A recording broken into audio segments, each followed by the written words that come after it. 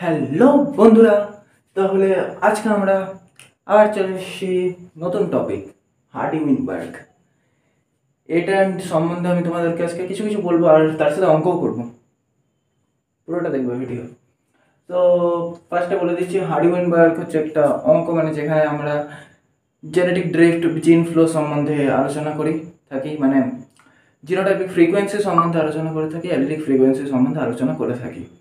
তাহলে আমাদের তার জন্য ফার্স্টে শর্ত জানতে হবে, মানে সূত্র, ডেফিনেশন যা বলতে পারো, সংজ্ঞা, সূত্র বলছি, সংজ্ঞা। তো হার্ডি উইনবার্গ ইকুইলিব্রিয়ামের সংজ্ঞায় এখানে লেখা আছে, কোনো একটি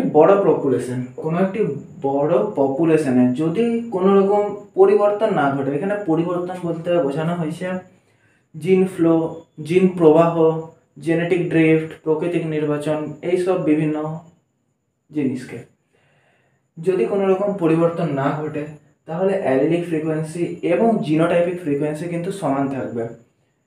পুরো পপুলেশনে অ্যালিলিক ফ্রিকোয়েন্সি আর জিনোটাইপিক ফ্রিকোয়েন্সির কোনো রকম চেঞ্জ হবে না। এটাই আমাদের সূত্র বলছি, সংজ্ঞা। এটা আমাদের সংজ্ঞা। এখান থেকে তোমাদের প্রশ্ন এমনিও আসতে পারে যে ধরো বৈশিষ্ট্য বলো বা তাৎপর্য বলো হার্ডি উইনবার্গের। বৈশিষ্ট্য বলতে পারে, মানে এখানে তোমাদের কিছুই নেই বৈশিষ্ট্যতে, মানে বেশিরভাগ ক্ষেত্রে তোমরা বলবে, দেখো কি লিখবে। ফার্স্ট পয়েন্টে তোমরা এমনি লিখতে পারো যে পপুলেশন, বৃহৎ পপুলেশনের ক্ষেত্রে কার্যকরী। এটা তোমরা পার্থক্য হিসেবে লিখতে পারো যদি কিছু আসে, বা তুমি এমনি লিখতে পারো বৃহৎ পপুলেশনের ক্ষেত্রে কার্যকরী। জিন ফ্লো চেঞ্জ হবে, এখানে জিন ফ্লো চেঞ্জ হবে না, মানে কোনো রকম পরিবর্তন হবে না। এখানে জিন ফ্লো হতে পারে, ড্রিফট হতে পারে, জেনেটিক ড্রিফট হতে পারে, স্পেলিং আমি ভুল লিখে দিলাম জেনেটিক ড্রিফট হতে পারে, বা আরও হতে পারে জেনেটিক ড্রিফট, প্রাকৃতিক নির্বাচন। এখানে প্রাকৃতিক নির্বাচনও হতে পারে। এইসব বিভিন্নগুলো তোমরা আলাদা আলাদা পয়েন্ট করে লিখবে, মানে যেমনি জিন ফ্লো ঘটবে না, জেনেটিক ড্রিফট ঘটবে না, প্রাকৃতিক নির্বাচন ঘটবে না, এগুলোকে তোমরা ডিটেলভাবে বলতে পারো। এইগুলো নিয়েও ভিডিও আসবে পরবর্তীকালে, তাই তোমরা সাবস্ক্রাইব করে বেল আইকনটা অন করে রাখবে যাতে তোমরা ভিডিও মিস না করো। এখানে প্রাকৃতিক নির্বাচন এমনি করে তোমরা লিখতে পারো। তো বিশেষ করে এখানে অত কিছুই নেই। এবারে চলো আমরা ডাইরেক্ট যাচ্ছি অঙ্কতে। অঙ্কর ক্ষেত্রে কিছু কিছু মজার জিনিস আছে, তো সোজা অঙ্কগুলো, তোমাদের টেনশন করার দরকার নেই। চলো অঙ্কতে। তো অঙ্কের জন্য আমাদের হার্ডি উইনবার্গের দু ধরনের সূত্র আছে। একটা হচ্ছে পি প্লাস কিউ এর হোল স্কোয়ার ইজিক্যাল টু 1, আর আছে পি স্কোয়ার, এগুলো কিন্তু ছোট হাতে হবে, p square plus 2pq plus Q square is equal to 1। ঠিক আছে, তো এখানে এখানে পি গুলোকে বলছি আমি ফার্স্টে। তো এখানে পি হচ্ছে ডমিন্যান্ট অ্যালিল বা প্রোকোড অ্যালিলকে এখানে বোঝানো হচ্ছে, প্রোকোড বা ডমিন্যান্ট। আমি লিখে দিই ফার্স্টে, এখানে প্রোকোড,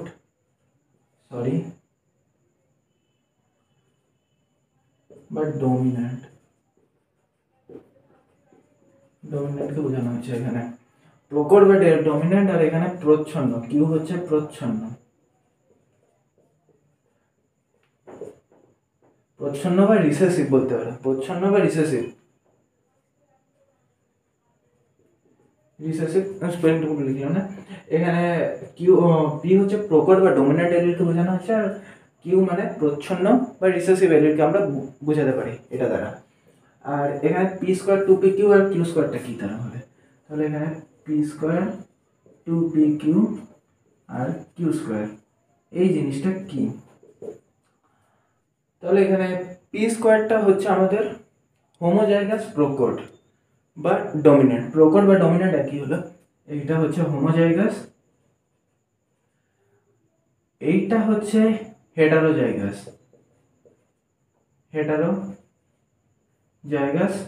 আর এইটা হচ্ছে এগেন হোমোজাইগাস, কিন্তু এটা হবে প্রচ্ছন্ন।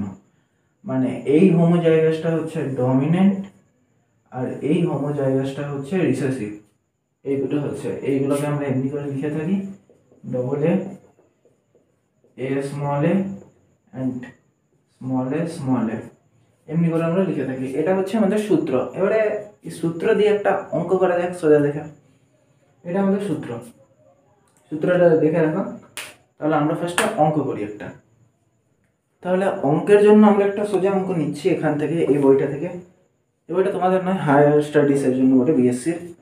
তো এখানে একটা অঙ্ক আছে, যেমনি এখানে পপুলেশন, আমি একটা সোজা অঙ্ক নিচ্ছি। পপুলেশন 1 এর আছে এখানে এ আছে 25, এ আছে 50, আর এই এ আছে এগেন 25। এইটার আছে আমাদের অ্যালিডিক ফ্রিকোয়েন্সি বার করতে হবে, কিন্তু তার সাথে সাথে আমরা এর সাথে জিনোটাইপিক ফ্রিকোয়েন্সিও বার করে নেব। তাহলে ফার্স্ট আমাদের কি করতে হবে, লেটস চেক ইট। যেমনি এখানে আমরা ফার্স্টে প্রকটটাকে আমরা এখানে টি নিয়ে ধরবো, আর প্রচ্ছন্নটাকে আমরা স্মল টি নিয়ে ধরবো। তাহলে আমাদের কে আমরা অ্যালিডিক ফ্রিকোয়েন্সি বার করার জন্য আমরা ডাইরেক্ট করছি এইখানে।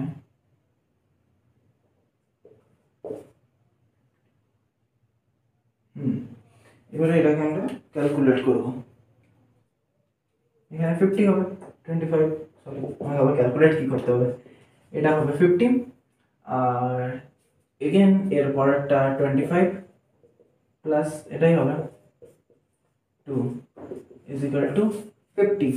তাহলে এখানে আমাদের হলো 50 আর এখানে 50। এর আগে তোমাদেরকে একটা জিনিস করতে হতো, মানে এটা কিন্তু যোগ করে রাখবো, মানে এটা এটা এই তিনটা একসাথে যোগ করে রাখবো। আমি এমনি করে রাখছি এখানে 25, 50 এগেন 25। তাহলে এখানে আমাদের হচ্ছে 100। এবারে এই 50 আর এই 50টাকে বাই করতে হবে 100 এর সাথে। 100 এর সাথে আমরা যদি এই দুটোকে বাই করি আসবে 0.5, 0.5 করে দুটো আসবে। এবারে অ্যালিডিক ফ্রিকোয়েন্সিতে আমাদেরকে p plus q is equal to এখানে 1 চাই। এখানে আমাদের 1 চলে আসবে, 0.5 ইজ ইকুয়াল টু 1, তোমরা জানো। এবারে এটাকে আমাদের জিনোটাইপিক বানাতে হবে। এটা যদি আমাদের অ্যালিডিক হয়,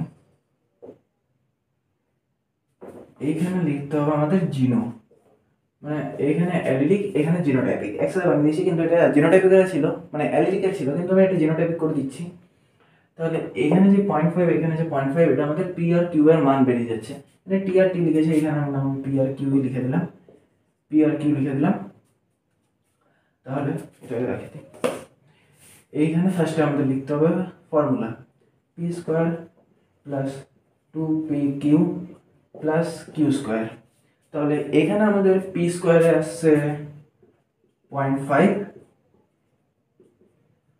plus Q 2pq, 2 into 0.5 into 0.5 plus Q স্কোয়ারে আসছে এগেন 0.5 এর হোল স্কোয়ার।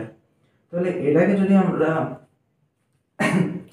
ক্যালকুলেটর করি আসছে 0.5 এর whole square is equal to 0.25 obviously, plus এখানে 2 into 0.5 into 0.5 is equal to 0.5, 2 into 0.5 into 0.5, 0.5, wow, again 0.5 plus 25।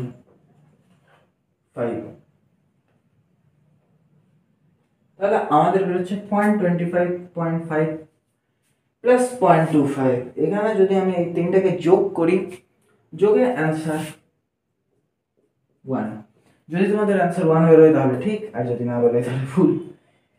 এটাই আমাদের আজকের ভিডিও। যদি তোমাদের ভালো লাগে তো লাইক করবে, চ্যানেল নিউ হয়ে থাকলে সাবস্ক্রাইব করে বেল আইকন অন করে দেবে। আর তার সাথে সাথে আমি তোমাদের সব সূত্রগুলো পেয়ে যাবে তোমরা ডেসক্রিপশনে, চেক করতে ভুলবে না। আজকের মতো এখানেই রাখছি, দেখা হচ্ছে পরে, টাটা।